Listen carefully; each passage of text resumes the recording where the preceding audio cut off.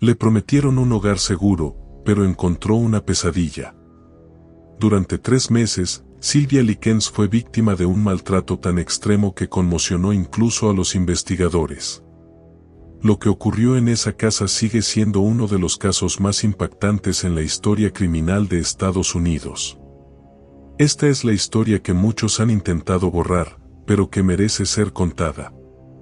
Hoy, en Crímenes Eternos, descendemos al caso que ni el cine logró retratar con toda su crudeza. Advertencia de contenido. Este video contiene descripciones gráficas de violencia, abusos y crímenes reales que pueden resultar perturbadoras para algunas personas. El contenido está destinado exclusivamente para fines informativos y documentales, se recomienda discreción. Escuchen con atención. Lo que van a ver sucedió. Bienvenidos a Crímenes Eternos. Sylvia Marie Likens nació el 3 de enero de 1949, hija de Lester y Betty Likens, una pareja trabajadora que luchaba por mantener a su familia unida en medio de la inestabilidad económica. Ambos padres eran feriantes, viajaban constantemente de ciudad en ciudad operando puestos en carnavales, lo que dificultaba una vida familiar estable. Esta vida itinerante los obligaba a tomar decisiones difíciles, como dejar temporalmente a sus hijos al cuidado de conocidos.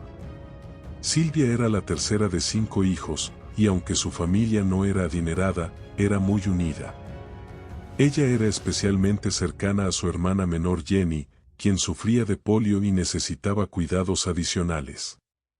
A pesar de las carencias, Sylvia era una adolescente amable, tímida, y siempre dispuesta a ayudar. Sus padres la amaban profundamente, pero su estilo de vida y las exigencias económicas los llevaron a confiar en personas equivocadas, sin saber que esa decisión terminaría en tragedia. Sylvia Likens era una joven de 16 años que vivía una vida complicada en 1965. Ella y su hermana Jenny fueron dejadas bajo el cuidado de Gertrude Wanisiewski, una madre disfuncional y emocionalmente perturbada. Gertrude, madre de 7 hijos, había pasado por varios matrimonios fallidos y enfrentaba problemas de salud mental, que incluían una depresión profunda y una personalidad narcisista. A lo largo de su vida, Gertrude había cultivado un profundo resentimiento hacia el mundo, especialmente hacia aquellos que consideraba más afortunados que ella. Sylvia y Jenny llegaron a la casa de los Wanisiewski después de que sus padres, quienes trabajaban como feriantes, no pudieran seguir brindándoles cuidado. A cambio de dinero, Gertrude aceptó cuidar de las chicas, pero pronto comenzó a ver a Sylvia como un objeto de ira y venganza. El resentimiento que Gertrude sentía por sus propios fracasos personales se trasladó a Sylvia, quien se convirtió en el blanco de una tortura implacable. El odio de Gertrude hacia Sylvia no nació de un solo instante, sino que se encendió como una chispa alimentada por la frustración, la pobreza y los demonios internos que Gertrude arrastraba. Pero hubo un punto de quiebre. Todo comenzó cuando Sylvia cometió un acto aparentemente inocente. Mencionó que había tenido un novio y que alguna vez se habían besado. En un entorno donde la moral conservadora era férrea y donde Gertrude proyectaba su amargura y fracaso personal sobre otros, esa simple confesión bastó para encender su furia. La señora Wanisiewski, envejecida prematuramente, enferma y cargando el resentimiento de haber sido abandonada por sus esposos, volcó toda su ira contra Sylvia, acusándola de ser una prostituta y una mala influencia para sus hijas.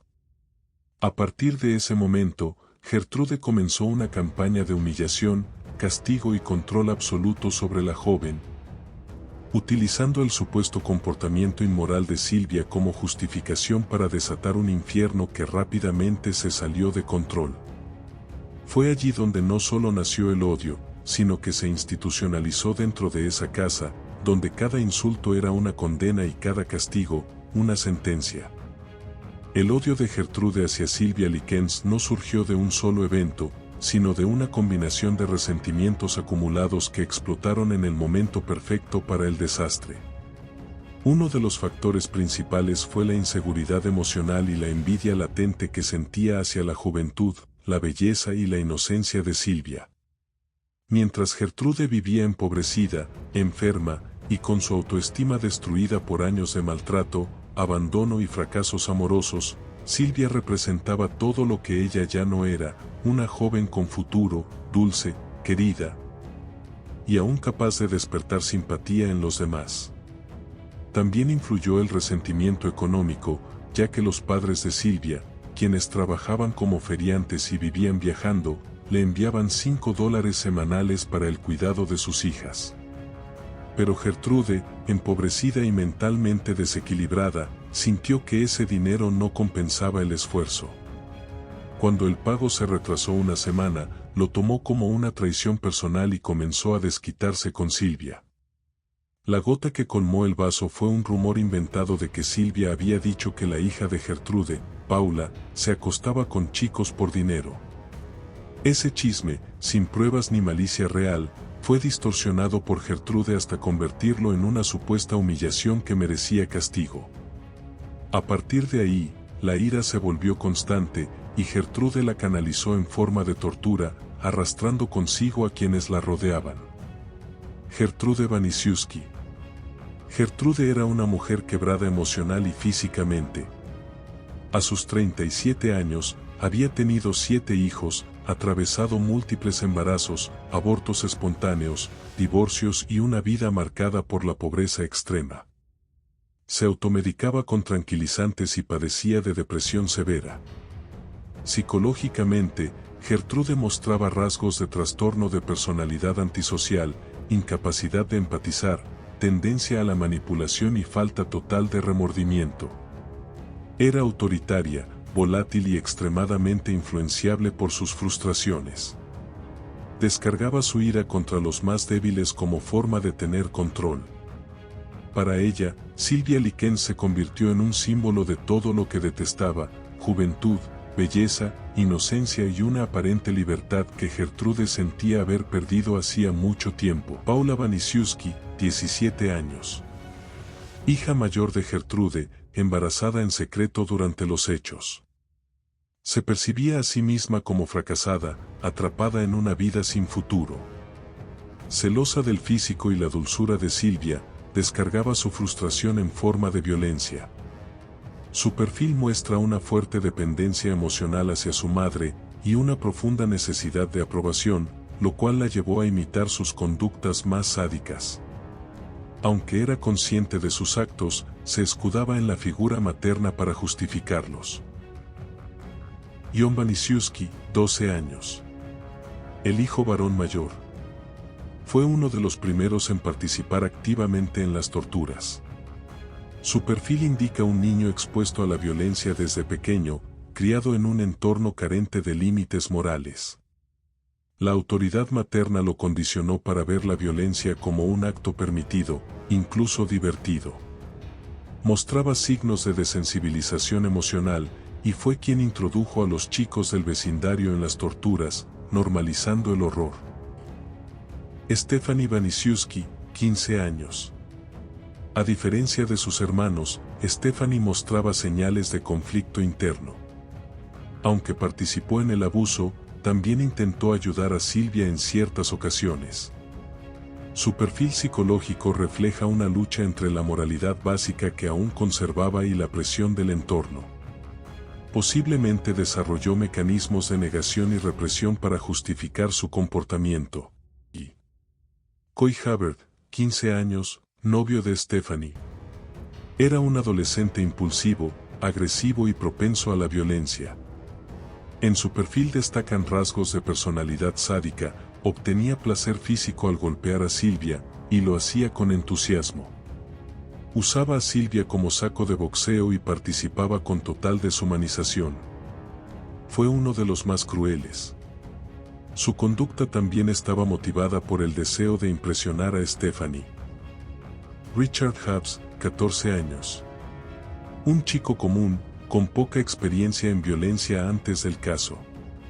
Pero bajo la influencia del grupo y la autoridad de Gertrude, se transformó en un cómplice activo.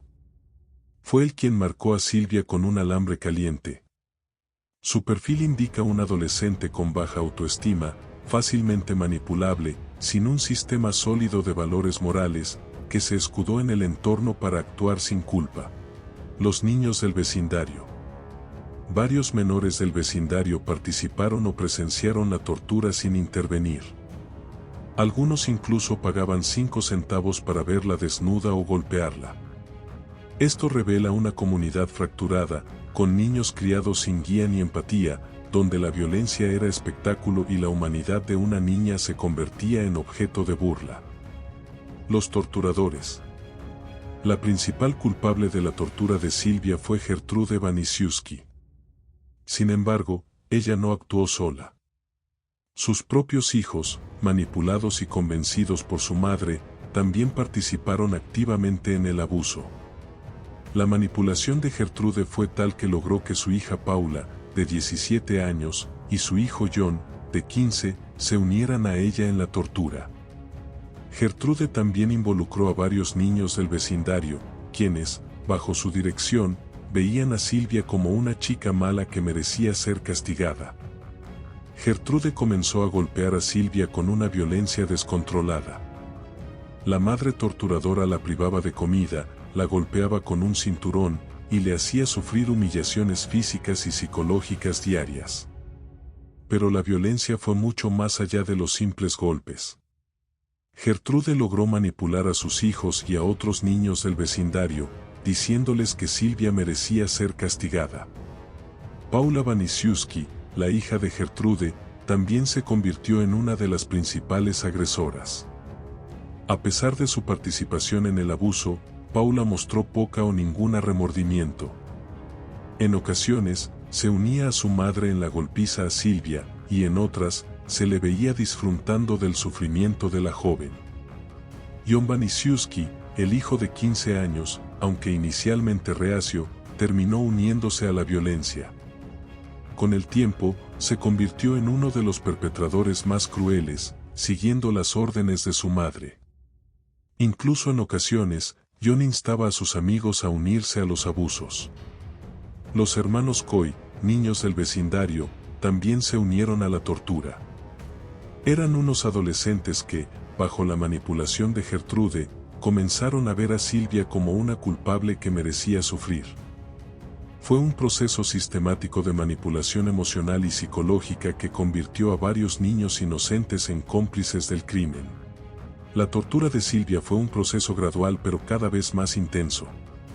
Primero, los abusos se limitaron a insultos y pequeñas agresiones físicas, pero pronto se convirtieron en una rutina de tortura diaria. Silvia fue golpeada con frecuencia, privada de comida y castigada sin piedad. Uno de los momentos más horribles de la tortura fue cuando Gertrude forzó a Silvia a insertar una botella en su cuerpo. Este acto de humillación extrema fue solo uno de los muchos abusos físicos que sufrió. Silvia también fue quemada con cigarrillos, y su piel se llenó de moretones, cicatrices y marcas de abuso. El abuso no era solo físico, sino también psicológico, ya que Silvia fue constantemente humillada frente a otros niños. El abuso de Silvia llegó a tal punto que fue atada a un colchón, donde permaneció durante largos periodos de tiempo, recibiendo golpes y maltratos. Los torturadores la sometieron a un calvario de humillaciones, y su cuerpo se fue descomponiendo bajo el peso del sufrimiento. Pero la tortura no se limitó a los abusos físicos. Silvia fue sometida a una especie de juicio público, donde Gertrude y sus hijos le obligaban a escribir cartas en las que confesaba ser una persona mala, solo para ser golpeada de nuevo como parte de un castigo. Las humillaciones psicológicas que sufrió fueron tan devastadoras como las físicas, y su espíritu se fue quebrando a medida que los días pasaban. El final trágico. El 26 de octubre de 1965, Silvia Likens falleció debido a las múltiples lesiones, el abuso prolongado y la desnutrición. Su cuerpo estaba irreconocible, cubierto de moretones, quemaduras y signos de tortura. La noticia de su muerte fue un shock para la nación, pero lo más impactante fue que los responsables del crimen no eran desconocidos.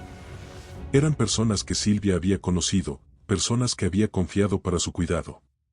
Los culpables y sus motivos. Y Gertrude Wanisiewski, la madre torturadora. Manipuladora, emocionalmente inestable, y con una historia de sufrimiento personal, Gertrude volcó todo su odio y frustración hacia Silvia, quien veía como un objeto en lugar de una persona. Paula Wanisiewski, la hija que participó activamente en la tortura, sin mostrar remordimientos. Paula estaba completamente influenciada por su madre y, como ella, deshumanizó a Silvia. John Wanisiewski, el hijo de 15 años, quien también fue manipulado para unirse a la tortura. Aunque inicialmente mostró resistencia, se convirtió en un perpetrador activo. Otros involucrados, los niños del vecindario, como los hermanos Coy, fueron manipulados por Gertrude para que se unieran al abuso, viéndolo como un acto justificado. El caso de Silvia Likens es un recordatorio aterrador de cómo la manipulación, el abuso y la indiferencia pueden llevar a la deshumanización. Silvia sufrió un destino cruel y espantoso a manos de aquellos que la rodeaban, pero su historia no se olvida. Cada detalle, cada sufrimiento, sigue vivo, como un eco de las atrocidades cometidas. Nunca olvidemos lo que ocurrió en aquella casa, porque el dolor de Silvia Likens sigue siendo una advertencia contra la maldad que puede habitar en el corazón humano. Si te gustó el video, por favor suscríbete, dale like, comenta, comparte y activa la campanita. Porque algunas heridas no sanan y algunos crímenes nunca mueren. Crímenes eternos.